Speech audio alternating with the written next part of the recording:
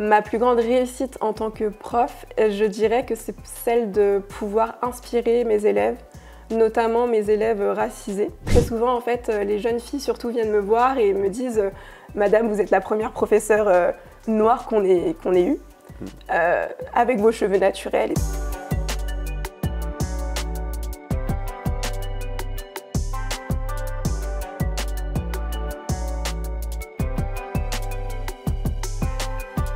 Bonjour à tous, on se retrouve sur une nouvelle capsule business, cette fois-ci avec Océane. Océane, merci d'être parmi nous. Merci à toi pour l'invitation. C'était un plaisir, tu as été archi réactive. J'ai vu ton profil plusieurs fois sur Insta, j'ai des collègues qui me l'ont partagé et j'ai été frappé par aussi bien ton militantisme que même l'esthétique de la page. Et je me disais que c'était une belle occasion de pouvoir en parler, même de parler de tes activités pro. Du coup, on va commencer dès maintenant par les questions de base comme d'où viens-tu, où as-tu grandi? Moi, je suis métisse franco-camerounaise. Donc ma maman est camerounaise d'origine et mon papa est blanc. Je suis née au Cameroun, mais en fait, j'y ai pas du tout grandi. Mes parents en fait ont eu une période où ils ont vécu là-bas. Ils m'ont eu et ensuite ils ont décidé que le mieux, entre guillemets, pour moi, pour l'éducation, serait de revenir en France. J'ai toujours eu cet attachement à mon pays d'origine de par mes deux parents, parce qu'aussi bien ma mère que mon père ont toujours mis en avant le Cameroun, m'en ont toujours parlé, et j'ai eu la chance de pouvoir le visiter à chaque vacances toute petite. Donc j'ai toujours eu cette fierté en moi, qui est toujours présente jusqu'à maintenant, mais je n'y ai pas grandi. Donc j'ai passé toute ma vie en région parisienne jusqu'à maintenant à faire mes études et être très souvent aussi avec la famille du côté de mon père. Du coup, quand tu as grandi ici, tu as fait quel type d'études? Comment tu étais à l'école? Est-ce que tu as eu quelques incidents ou pas liés à ta culture, à la personne que tu es ou pas du tout? Alors j'ai fait une scolarité dite classique. Je suis allée jusqu'au master. Donc avant ça, j'ai fait un baccalauréat littéraire. Ensuite, je suis partie à la Sorbonne pour faire du coup des études d'anglais. Vu que j'aimais l'anglais, je me suis dit bon, fais une fac d'anglais. Donc c'est ce que j'ai fait. Arrivée à la fin de ces 3 années de licence, je voulais passer un concours de journaliste, sauf que je ne m'étais pas vraiment préparée, en vrai de vrai. J'y suis allée un peu au talent et au culot. Ouais. Sauf que c'est pas ce que je recommande de faire. Et donc j'ai pas eu ce concours. Et arrivée pour le master, je me suis dit bon, qu'est-ce que tu fais? Est-ce que tu fais de la com pour faire de la com alors que c'était pas forcément quelque chose qui me plaisait plus? Ou est-ce que tu continues l'anglais parce que j'aimais vraiment ça en fait, vu que j'avais pas eu mon concours. Et je me suis dit bon, continue. Si vraiment c'est pas ce que t'aimes, c'est pas grave, il y aura toujours des moyens de revenir en arrière. Et donc j'ai continué, j'ai fait un master d'enseignement en langue, du coup en anglais. Et quand j'ai fait mon premier stage devant élèves, c'était devant une classe où il y avait 28 garçons, une fille. Je sais plus quelle était la spécialité, j'étais toute jeune à l'époque, je devais avoir 20 ans, un truc comme ça, devant les classes. Et je sais pas, j'ai eu vraiment une révélation, tu vois. C'est à ce moment-là où je me suis dit, mais j'aime trop ce métier. Vraiment, c'est quand j'ai fait un cas pratique devant une classe que je me suis dit, mais j'aime tellement transmettre, j'aime tellement cet échange avec les jeunes. C'est vrai que j'ai toujours aimé les jeunes aussi. Donc c'est à partir de ce moment-là où je me suis dit, bon bah continue, vu que ça te plaît, voilà. Ça fait combien de temps maintenant que tu fais ça? Ça va faire 4 ans. 4 ans que je suis professeure d'anglais, en collège et en lycée, mais là actuellement je suis en collège. Quelle a été pour toi ta plus grande réussite en tant que prof pour l'instant? Ma plus grande réussite en tant que prof, je dirais que c'est celle de pouvoir inspirer mes élèves, notamment mes élèves racisés. Parce que très souvent, en fait, les jeunes filles surtout viennent me voir et me disent « Madame, vous êtes la première professeure noire qu'on ait eue, avec vos cheveux naturels ». Et durant tout mon parcours scolaire, donc j'avais mes cheveux naturels de petite fille. Et très vite, à l'école, j'ai eu des moqueries. Mais des grosses moqueries, hein, du style « tes cheveux… on dirait du caca ». Voilà, on comparait mes cheveux à des excréments, on comparait mes cheveux au fait que ça ait une texture de mouton, de buisson, enfin tu vois, tout ce qui était un peu… Tout ce qui était un petit peu, c'était hyper déshumanisant, tu vois. Et quand t'es un enfant, je sais pas moi, de 4-5 ans, et qu'on te le dit, tu vois, jusqu'à maintenant, je te le redis. Donc c'est que ça marque. Oui, ça marque, ouais. Et quand bien même, tu vois, j'étais plutôt une enfant qui avait du caractère, qui savait se défendre. Franchement, c'est quelque chose qui m'a tellement marqué que pour le coup, après, des années plus tard, tu vois, j'ai supplié ma mère de me faire un défrisage. Je l'ai supplié de me dénaturer mes cheveux afin de pouvoir avoir cet aspect lisse qu'avaient les élèves qui étaient autour de moi. Avec du recul, est-ce qu'il y a des choses qui auraient pu être gérées différemment au niveau de ton école peut-être ou au niveau de tes responsables? Bah, c'est vrai que c'était compliqué parce que de moi-même, tu vois, je suis pas partie voir un adulte. Vraiment, j'essaye de me rappeler, mais je crois que de moi-même, j'en parlais pas. J'en parlais à peine chez moi. C'est pour ça que ma mère, elle comprenait pas trop ma demande de défrisage parce qu'elle se disait mais tu te fais pas embêter à l'école, qu'est-ce qui se passe? Donc je prenais tout sur moi et je pense que c'était du fait du contexte de l'époque. Je pense qu'aujourd'hui, on a de la chance de voir justement toutes ces campagnes anti-harcèlement et d'ailleurs en tant que prof, voilà, on a un rôle à jouer qui est important et c'est ce qu'on fait de plus en plus, de pouvoir être à l'écoute des élèves, de pouvoir mettre en place justement un dispositif pour pouvoir les aider. Mais à l'époque, c'était vraiment pas le cas. Il n'y avait rien du tout. Rien. Et là, tu vois, maintenant que tu es de l'autre côté, tu vois la différence par rapport à toi, ce que tu essaies d'apporter aux élèves Complètement. Alors, je dis pas que le dispositif mis en place par l'Éducation nationale marche à tous les coups. Mais oui, en tout cas, il y a une nette progression. Et en tout cas, en termes d'écoute des victimes et aussi des harceleurs, c'est nettement mieux pris en charge. En tout cas, il y a des choses qui sont faites. À quel moment tu t'es dit qu'il y avait un vrai besoin et que tu t'es lancée en tant que militante, par exemple, par rapport aux cheveux afro? Beaucoup plus tard, vers la fin du lycée, quelque chose comme ça, je voyais beaucoup sur YouTube, etc., des jeunes créatrices de contenu afro-américaines qui commençaient petit à petit avec le mouvement Nappy. Donc c'est un mouvement qui a commencé, je crois, beaucoup plus tôt aux États-Unis afin de pouvoir donner confiance aux jeunes femmes noires par rapport à leurs cheveux, de pouvoir les arborer et s'en occuper. Donc j'ai été vachement influencée par cette vague justement sur YouTube. Et c'est grâce à ces jeunes filles que je me suis dit mais elles sont magnifiques avec leurs cheveux. Et j'étais aussi, je pense, dans cette quête-là de pouvoir me reconnecter à moi-même, à mon identité pleinement. Et je m'en suis complètement inspirée. Et c'est comme ça que je me suis lancée après sur les réseaux sociaux. Ça se traduit par quoi au quotidien pour ceux qui ne te connaissent pas encore? Est-ce que tu participes à des conférences autour de ça? Ou est-ce que c'est toi à ton échelle, tu sensibilises sur certains points? Comment tu... Alors du coup, ça va être vraiment à plusieurs échelles, que ce soit avec mes élèves. Donc par contre, ça, c'est pas sur le temps des cours, mais ce sera à la fin des cours ou dès qu'on a le temps un petit peu de discuter. Voilà, j'accepte toutes leurs questions, que ce soit par rapport aux discriminations, par rapport au fait de se sentir bien dans sa peau en tant qu'un enfant noir, tout simplement, c'est hyper important. Et si je peux leur donner le temps, c'est ce que je fais. Ensuite, sur ma page Instagram et YouTube, je suis actuellement du coup animatrice d'une émission, Curl Talk, qui parle du coup de la mise en avant des cheveux bouclés, frisés, crépus et de l'importance d'être une personne afrodescendante en France. Donc là aussi, j'essaye de véhiculer du coup de différents messages, différentes pensées, différentes opinions à travers mes invités. Et je pense que ça se fait beaucoup par la parole en fait, beaucoup par des espaces de débat, d'échange, comme ce que tu fais aussi. À côté, est-ce que ton activité sur Insta te permet à l'heure actuelle d'être considérée comme influenceuse au-delà des followers, mais vraiment en termes de revenus ou comment ça se passe à ce niveau-là? Oui, pour le coup. Ça fait maintenant depuis 2020 que je suis sur les réseaux et j'ai pu commencer à avoir des revenus. Alors après, je pense que tu sais ce que c'est. Hein. Quand tu es créateur d'une micro-entreprise, c'est pas forcément très régulier au début. Mais en fait, dès l'année d'après, voire même dès 2020, je pouvais déjà avoir des partenariats, des collaborations, des choses comme ça. J'ai créé mon entreprise du coup en 2021. Et donc du coup, ça doit faire maintenant 3 ans. Et oui, maintenant, j'arrive à en vivre de façon sereine. Voilà, même si tu connais, je pense que c'est pas toujours hyper stable, clairement. Mais oui, j'arrive à en retirer des revenus. Est-ce que tu t'es entourée pour ça ou est-ce que tu es toute seule pour l'instant ou... Au départ, c'était pas un choix d'être seule, parce que tout simplement, tu te lances dans quelque chose, donc forcément, voilà, tu fais comme tu peux, tu as plusieurs casquettes. C'est vrai que les gens, quand ils entendent créateur de contenu, ils pensent que c'est juste, tu sais, le seul pourcentage de créateurs de contenu qui vivent à Dubaï et qui sont milliardaires, sauf que...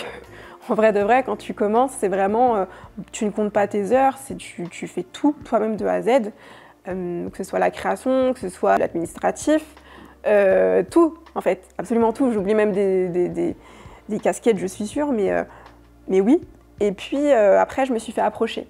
Donc par ce qu'on appelle des agences d'influence, plusieurs. Et puis j'ai pas mal discuté avec eux, sauf que je me retrouvais pas forcément dans tout. D'accord.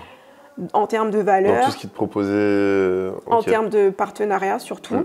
Des fois c'était imposé. Ou même en termes de pourcentage aussi, c'était pas très clair. Ils prenaient pas mal. Je voyais pas toujours mon intérêt à moi derrière. Et puis vu que moi j'ai une DA, si on peut appeler ça comme ça, qui reste, je trouve, pour moi c'est important d'avoir toujours ce côté prôner son identité. C'est hyper important. Et si je vois que dans l'agence il n'y a pas vraiment ça, ou qu'ils le délaissent complètement, je m'y retrouvais pas. Donc en fait j'ai jamais accepté. C'est pour ça que je suis toujours toute seule. Ah, jusqu'à présent, ok. Ouais. Ok. Ouais. Bon, bah, à bon entendeur, salut. Et c'est quoi le plus gros challenge quand justement tu as ta vie en tant que militante, en tant que prof, en tant qu'influenceuse?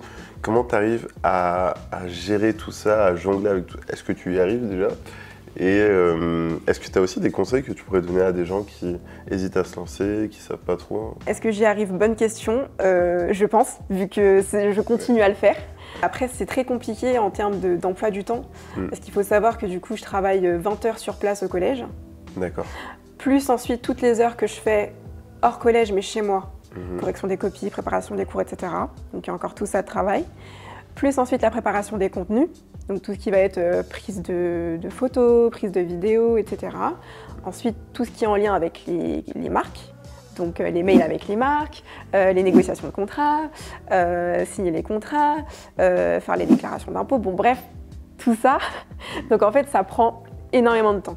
Plus après les conférences, etc. C'est vrai que je ne l'ai pas dit tout à l'heure, mais c'est vrai que j'ai déjà participé à des conférences voilà, pour les cheveux bouclés, frisés, crépus. Donc c'est vraiment une réelle discipline, je dirais. Moi, ce qui me fait tenir, c'est que j'ai cette discipline un peu naturelle. Le fait d'être hyper passionné et de mettre dans l'intention dans tout ce que tu vas faire. C'est vraiment les 3 conseils que je donnerais, c'est vraiment de s'y tenir. Beaucoup persévérer aussi, parce que souvent, je pense que les personnes qui veulent se lancer se disent souvent « bon, à ma première vidéo, ça va faire le million ». Et puis bon, voilà.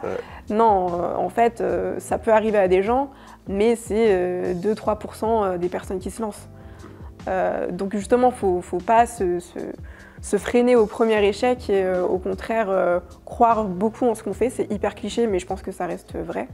Et je pense que quand l'intention est derrière, à un moment donné, on trouve son public. Certains gros influenceurs disent qu'il y a aussi une vague de personnes qui quittent leur métier ou quittent leurs études pour se lancer directement dans l'influence, sauf que des fois, c'est pas le bon timing, ils sont pas prêts ou ils se rendent pas compte à quel point ça peut être fluctuant, même en termes de revenus. Toi, quel est ton retour d'expérience par rapport à ça? Surtout que tu es toujours prof, au-delà de la passion que tu as pour ça aussi, est-ce que tu peux en parler? Bah justement, je pense que si j'ai pas laissé mes études de côté, parce que même quand j'étais encore, j'étais étudiante à un moment aussi, j'étais déjà influenceuse à ce moment-là, je me suis dit quand même que ce métier-là, de travailler sur les réseaux, comme tu disais, ça reste incertain, je trouve. Et que tant que t'as pas forcément un vrai concept ou un vrai projet derrière, ou vraiment quelque chose de concret, au-delà juste de créer des vidéos et des photos pour une plateforme, je pense pas que ce soit hyper judicieux de tout plaquer pour ce type de métier, parce qu'en fait, d'un jour à l'autre, Instagram ferme, d'un jour à l'autre, voilà, YouTube, on ne sait pas. Donc je trouve que c'est bien d'avoir quand même ce bagage à côté. Je trouve que mes études m'ont beaucoup aidée dans plein de choses, dans la façon de m'exprimer, et puis même juste en termes de connaissances, quoi. Voilà, et puis même pour savoir aussi, tu vois, démarcher les clients ou savoir juste les recevoir, les rencontrer. Ça m'a appris quand même un certain mindset, une certaine vision des choses en fait, pour qu'elles soient bien cadrées. À l'heure actuelle, par exemple, si tu n'étais plus prof, est-ce que les réseaux te suffiraient pour continuer à vivre normalement, ou est-ce qu'il faut compter plus de temps selon les activités pour avoir suffisamment de revenus? Je pense que je pourrais en vivre. Le côté qui me bloque encore un peu, c'est que c'est toujours incertain. Ouais. Ça va dépendre des mois. Il y a des mois vraiment où ça va être très fort. Et il y a des mois où tu te retrouves un SMIC, voire un peu en dessous. En termes de fourchette, ce serait combien par exemple un mois haut pour toi et un mois faible pour toi? ça peut Sans que vraiment tu varier. donnes des Ouais. chiffres, le fisc, oubliez-nous. Tu veux les problèmes, hein. Ouais, bah. L'éducation nationale, ils vont m'attraper, ils vont dire, et toi. La famille au bled, c'est des blagues. Hein, Ils vont tous venir. Alors du coup, pour faire une fourchette, les bons mois, ça peut aller entre Ok. et quand ça va un peu moins bien, je dirais minimum entre et Ce qui est... ce qui est par rapport à la Oui. population française Ouais, moyenne. Oui, Voilà. Oui. Plus mon salaire de prof à côté. Oui. Donc... Voilà. Ok. Écoutez bien comme je dis ça. Ok. Non, tranquille. Franchement, belle vie. Du coup, est-ce que le militantisme aussi, c'est quelque chose que tu aimerais pousser à un autre niveau, toi-même animer des conférences, faire des ateliers, ou c'est encore quelque chose que tu préfères faire à ton échelle sur ton propre réseau? Je ne vais pas me fermer des portes. J'estime que le militantisme, comme d'autres choses, ça peut vraiment se faire à plein d'échelles. Et moi, je ne me ferme pas justement à recevoir d'autres personnes, par exemple, qui sont peut-être en adéquation avec mes valeurs et pouvoir faire des choses collectivement. C'est vrai que pour l'instant, je suis très solo, on va dire, voilà, mais encore une fois, c'est un choix sans être un choix, vraiment. Mais voilà, je ne me ferme pas, c'est-à-dire qu'aller à la rencontre des gens et leur parler, etc., c'est vraiment quelque chose que j'aime faire aussi. Donc oui, je trouve ça important justement d'avoir des espaces d'échange dédiés pour qu'on se sente bien, pour que les personnes qui viennent nous voir aussi se sentent tout simplement bien, pour qu'on puisse échanger sans être jugé, etc. Donc totalement ouverte. Là, on va passer à la partie un peu plus perso. Est-ce que tu es heureuse? Très heureuse. Je me sens épanouie. Je fais beaucoup de choses. J'ai l'impression d'avoir je ne sais pas combien de casquettes dans une journée. Mais c'est ça justement qui m'anime. C'est vraiment de pouvoir, en étant moi-même, tu vois, je joue pas un rôle. Enfin, en fait, oui, c'est honnête quand je dis je joue pas un rôle parce que, en même temps, tu vois, j'étais en train de me dire forcément, t'as le rôle de la prof, t'as le rôle de ci, de ça. Mais ce que je veux dire, c'est que je reste vraiment moi-même dans tous ces univers. Voilà, dans tous les univers, c'est hyper important. Pour justement pouvoir transmettre mes messages, que ce soit aux plus jeunes que j'ai au quotidien, comme aussi aux moins jeunes aussi, c'est hyper important. Je trouve que l'éducation, on en parlait un petit peu avant, c'est vraiment cyclique en fait, on s'influence tous. En fait, le mot influenceur, enfin, toi aussi tu vas m'influencer à la fin de cette conversation. Moi, ce qui m'anime, c'est vraiment, comme je disais, l'échange, le partage, et je trouve ça vraiment bien de rester sur des valeurs simples, des valeurs vraies, qui ne sont pas forcément prônées tous les jours sur les réseaux ou même dans la vraie vie. Ça dépend, surtout dans le milieu professionnel. Et je trouve ça important quand même de les perpétuer. Non, clairement. Et quelle est ta plus grosse crainte? Je pense que ça va être quelque chose autour de la santé. Parce que je trouve que sans la santé, malheureusement, on ne peut plus rien faire. Donc voilà, moi je trouve que ça reste quand même quelque chose, un pilier important dans une vie, d'être en bonne santé, et ça nous permet ensuite de pouvoir réaliser tout ce qu'on doit réaliser dans une journée. Mais sachant que tu n'as pas d'expérience toi à ton niveau qui t'est mise dans cet état ou Non, Okay, pas pour le moment, okay. Mais je reste toujours hyper reconnaissante justement, tu vois, d'avoir deux bras, deux jambes. Ouais, non, c'est une chance, ouais. Quel a été le jour où tu as été le plus heureuse? Un seul? Ah, t'es dur. Ouais. Franchement. Un seul jour, attends, ouais. Bon alors, du coup, si je vais revenir sur les événements récents, je dirais la conférence que j'ai fait, donc c'était sur Paris, un événement qui s'appelle la Natural Hair Academy. Donc en fait, j'ai pu participer à un panel avec ma maman, en plus, justement sur les cheveux bouclés, frisés, crépus et la relation qu'on a toutes les deux, chacune à nos propres cheveux, et aussi, elle, le rôle de ma maman, du coup, par rapport à moi aussi. Voilà, donc c'est toujours hyper émouvant parce qu'on a traversé beaucoup de choses ensemble, donc voilà. Un excellent moment, tu vois, c'était... Et l'inverse, quel jour t'as été le plus triste ces derniers temps? La perte d'un être cher. C'était juste, voilà, j'ai perdu il n'y a pas très longtemps, enfin, ça remonte un petit peu maintenant, mais quand même ma grand-mère est maternelle et ça reste quand même quelque chose de très fort, donc... Non, c'est sûr, voilà. Ça marque. Et du coup, quel est ton rêve là pour les 5-10 prochaines années? Qu'est-ce que tu aimerais vraiment pouvoir accomplir avant que quoi que ce soit puisse arriver, vu que on ne sait jamais? Mon rêve, je pense qu'on a... Enfin, moi personnellement, je pense que j'ai plus qu'un seul rêve, mais je dirais en tout cas laisser sur cette terre une trace de bienveillance une trace d'écoute et une trace qui sera importante pour notre communauté afrodescendante. J'espère en tout cas laisser une image de cohésion sincère et de pouvoir aussi faire perpétuer l'entraide dans cette communauté-là. Je trouve ça très important, le fait aussi de faire entendre notre voix, c'est très important. Okay, c'est top. Et qu'est-ce qu'on peut te souhaiter? Bah écoute, de la santé, beaucoup de formes, beaucoup de projets et voilà. C'était un plaisir de pouvoir échanger avec toi et de voir aussi à quel point tu étais quelqu'un d'entier, de dévoué à certaines valeurs, à tes valeurs, à des valeurs universelles et comment cela transpire dans les différents univers dans lesquels tu évolues. Je peux que te souhaiter le meilleur pour la suite. Merci beaucoup. J'espère qu'on aura l'occasion d'échanger de nouveau. Pareil. C'était la capsule business, un plaisir d'avoir reçu Océane. On vous mettra en lien tous ses réseaux sociaux, son émission Curl Talk et on vous dit à très bientôt.